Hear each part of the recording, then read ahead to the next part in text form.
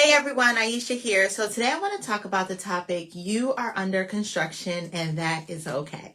And so this is a lesson that I learned during my single motherhood journey and I've shared this so many different times that I struggled and still am really growing through perfection and comparison.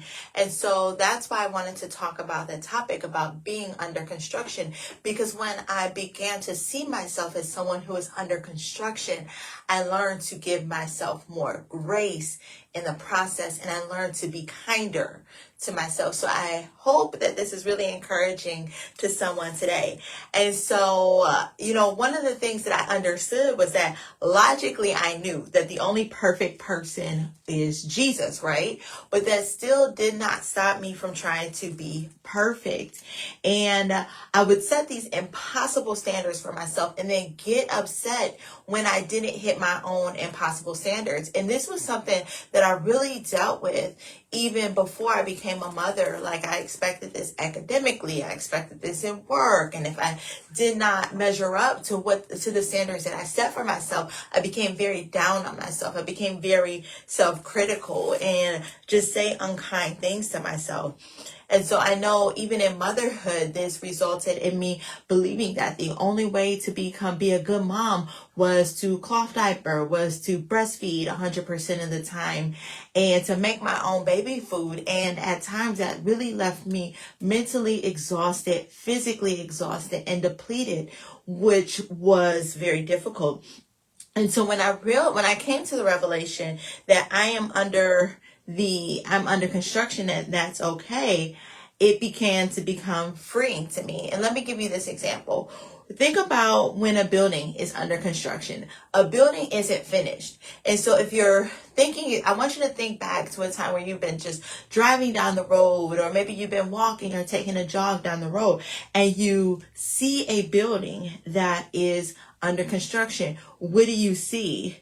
You see the beams are exposed. You see that the drywall isn't up. You see that the flooring hasn't been installed yet. Sometimes you just see the frame and nothing else. Does that mean that that building is bad? No, it absolutely doesn't. It means that the building is just unfinished. It is a work in progress.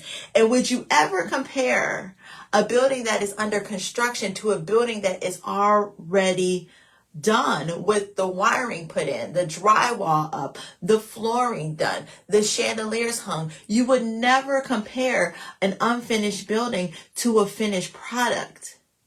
But yet we do that to ourselves all the time. We look at our motherhood journey and we compare it to someone else's motherhood journey who is 5 years down the road. We look at how our single motherhood journey started, and then we compare it to the single mom who's been at it at some time. We look at our motherhood journey as a single mom and compare it to a married mom's journey, right? We might look at our financial progress and we might be in the beginning of getting debt free or building generational wealth. And then we compare that to someone else who is already there yet, already made it, right?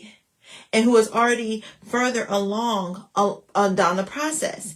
And so we are under construction. We're continuously a work in progress. We're continuing to move along the pathway and the journey that God has for us. Like when you look at it from a religious standpoint, that's called sanctification, meaning that, you get saved and then you become a work in progress to become the finished product who God has called you and created you to be, which honestly does not happen until you meet Him. And so we, just as we're patient with ourselves along the process of our journey in Christ, we have to be patient with ourselves in our motherhood journey. And we have to look at ourselves as an unfinished project who is constantly learning and growing and developing into the person and mother that God has created us to be. And so if you're watching this right now, I want you to give yourself the permission to not be perfect. Give yourself the permission to stop comparing yourself, because all it is doing is just demoralizing and defeating you. And I say this because I went through this myself, and this is something that I still have to learn day to day. It is an ongoing project, right? I have to be continuously aware of my thoughts to be able to take those thoughts captive and place them under the obedience of Christ, to be able to say, you know what? Am I comparing? Am I expecting myself to be perfect? And how is this making me feel in the moment? Is this causing me to believe that I'm doing a good job? I'm doing the best that I can. I'm learning. I'm growing. I'm better than what I was yesterday. I'm better than what I was a couple of years ago. Or am I feeling demoralized and depleted? And if it's the latter, I have to stop and give myself grace to know that I am a work in progress. Right? And I encourage you to do the same thing yourself. Because what you have to realize is that God is doing a good work in us, and we're not fully constructed, and that's okay. For some of us, our beams are still showing. The frame is still showing. Maybe the drywall is exposed, hasn't been placed yet. Maybe our electrical systems are still being placed and put together. And so we're not yet that finished, immaculate building. And so there are going to be times when we fall short. There are going to be times when we make financial mistakes. There are going to be times when we yell at our kids. There's going to be times that we didn't handle a situation all that right. There are going to be times where we fall short, and that is okay. But the key is that we have to keep getting back up again. We can't stay down. We can't attack ourselves. We can't get demoralized, deflated, or defeated. And we have to understand we are under construction, and that is okay. Because our flaws make us human. And there is no place in the Bible where someone's flaws made them unable or unqualified to be used by God. And I remember, like, when I began to read the Bible for myself and I started to look at people like Abraham, Jacob, David, Paul, all of these men were deeply flawed men, but God used them in such a powerful manner. And so you might be looking at yourself as a single mom and be like, okay, well, you know, I'm a single mom, or this isn't like ideal, or that isn't ideal. But that doesn't mean that God can't use you mightily in your children's life to birth purpose and just, wonder through your child, because God has handpicked you to be your child's mother. God has handpicked you for this journey. And just because you're a single mom does not mean that you cannot be used mightily by God to do amazing things in addition to become a mother, in addition to motherhood. See, being a single mom does not mean that that's the end of your purpose. Being a single mom does not mean that that's the end of your life. Being a single mom does not mean that you're going to fail. You're going to be broke. You're going to be a statistic. And it definitely does not mean that your children are, going to be impoverished or criminals or fail at school. None of that matters. See, what matters is what you believe. What matters is what God said, right? And you don't have to accept lack, limitations, or, just things that are just a statistic. You don't have to accept that. And so I remember there was a day where I was so tired and I just wanted to cry. And the fatigue was so bad that it was just painful. Have you ever been so tired that it was painful? See, that's where I was that day. And so I sat down by myself and I wanted to cry. I just wanted to cry because the pain of the fatigue was so bad. But then I gave myself a pep talk and I would not let myself cry. I told myself, woman up, don't cry. Woman up. And if you have ever said that to yourself, you know what I'm saying, right? And I told myself in that moment, and this is one thing I used to believe. I used to believe that strong women, real women, we didn't let the tears fall. We just got up and kept on going, because I really believed in that strong Black woman syndrome. And I couldn't show weakness. And that if I cried, that meant that I was weak. And this is something that I believed for a really long time. I remember I literally prided myself in only crying if it was a sad movie. Like I boo-hooed during the Notebook. But this is an aside. But I remember when I boo-hooed in the Titanic. But outside movies, I would not allow myself to cry because I considered it weak. So usually when I ended up crying in a movie, I was not just crying because of what I saw on the scene, on the movie screen or on the TV screen. I was crying because I was wrapping up my own emotions and things that I was holding into that moment. And when I saw that, not only was I crying because of what I was watching, but I was crying because I was finally allowing myself to release the emotions that I had been carrying. But it only became okay to cry because I saw something on TV. And I had to learn that it was okay to cry in real life.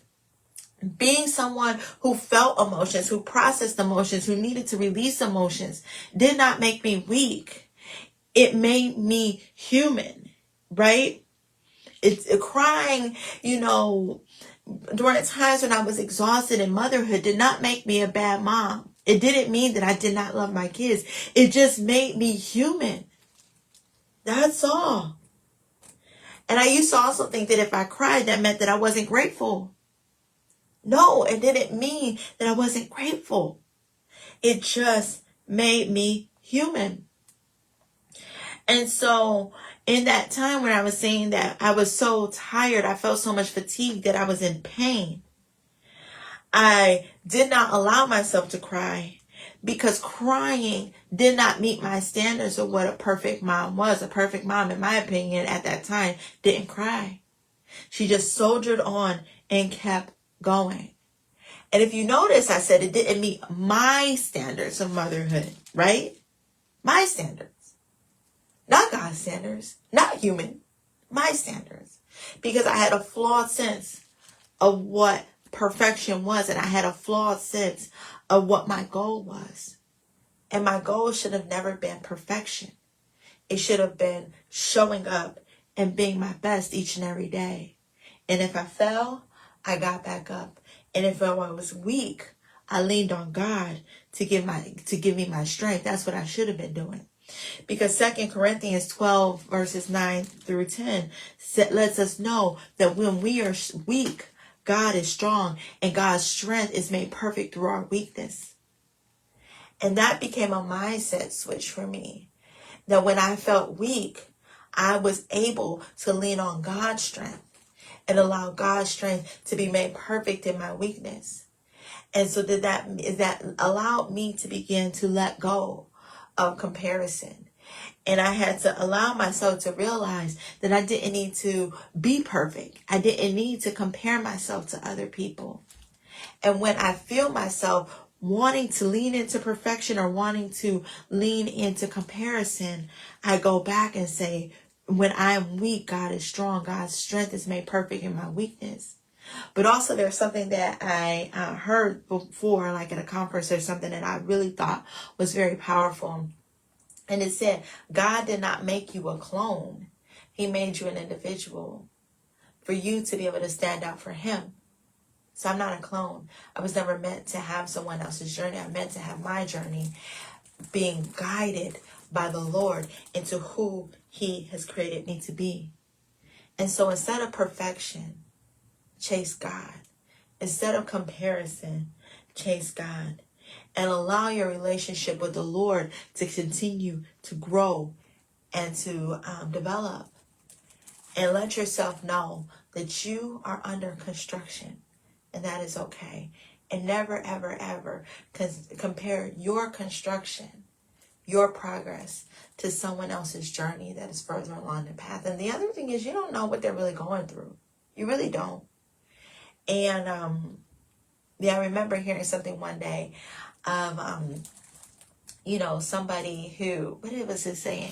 Like, you don't compare yourself to someone else because you probably wouldn't want to walk a mile in their shoes. You don't know what they've gone through. And so, give yourself grace. Understand that you are under construction. And I want to encourage you to grab a copy of my book, Navigating the Impossible, a survival guide for single moms from pregnancy through the first year of motherhood. In that book, I talk about how I was able to move forward after experiencing an unplanned pregnancy. Information about building a support system, building finances, and so much more. Building a relationship with Christ. I definitely encourage you to go on Amazon and pick up the book, Navigating the Impossible, a survival guide for single moms from pregnancy through the first year secure motherhood. And also make sure you like this video, love it, subscribe, share it with a friend, and leave a comment to let me know how this helped you. All right, have a good one. Bye.